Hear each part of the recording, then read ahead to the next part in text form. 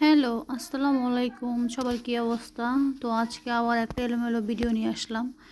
তো আমি সবসময় নতুন নতুন ভিডিও দেওয়ার চেষ্টা করি। সবাই আমার ভিডিওটা অবশ্যই দেখবেন। ঠিক আছে? রান্নাবান্না এলোমেলো রান্নাবান্না গুছায় কোনো রান্নাবান্না নাই আমার এখানে। তো এলোমেলো রান্নাবান্না সব। তো এর জন্য আর কি সবসময় ভাবি যে প্রতিনিয়ত যে ভিডিও দেওয়ার চেষ্টা করি আমি, যে প্রতিদিন আমি কী রান্না করি। ঠিক আছে? তো একটা ইলিশ মাছ ছিল, ওইটা আমি আসলে ভেজে নিব, কারণ একটা ইলিশ মাছ কেউ খায় না। ঠিক আছে? তো এই আমার একলাই খেতে হয়, এই জন্য একটা ইলিশ মাছ আর কি। আর রান্না করবো হচ্ছে মুরগির মাংস। তো একটা মাছ শুধু ভাজি করব। ঠিক আছে? এর জন্য আর একটা মাছ নিলাম। সবাই আবার কমেন্টে বলবেন না যে একটা মাছ কেন। তো এর জন্য একটা মাছ এখানে মুরগির মাংস নিয়ে নিলাম। এটা আলু দিয়ে আর কি রান্না করব, আর ডাল রান্না করব। তো আপনারা দেখেন রান্নাটা শুরু হয়ে গেছে।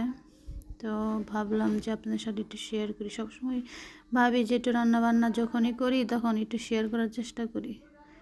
তার জন্য আর কি রান্নাবান্না শেয়ার করার সবসময় আর কি রান্নাবান্না চলে।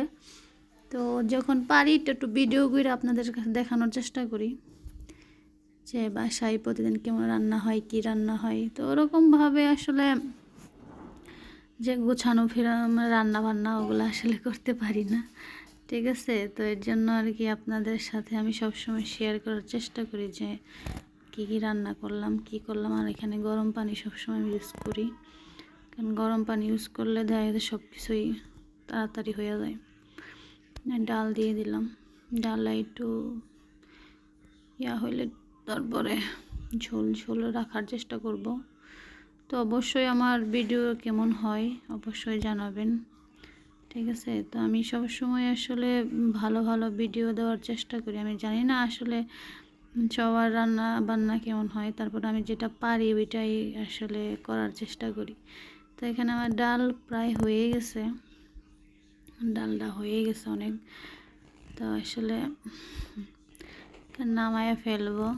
আমি জানি না, ডাল আরও পাতলা করে রান্না করি, কিন্তু আজকে ভোনা করছি, কারণ সব সময় পাতলা করে খাওয়া হয়। আর শীতের মধ্যে আজকে ফার্স্ট ডাল রান্না করলাম অনেক দিন পরে।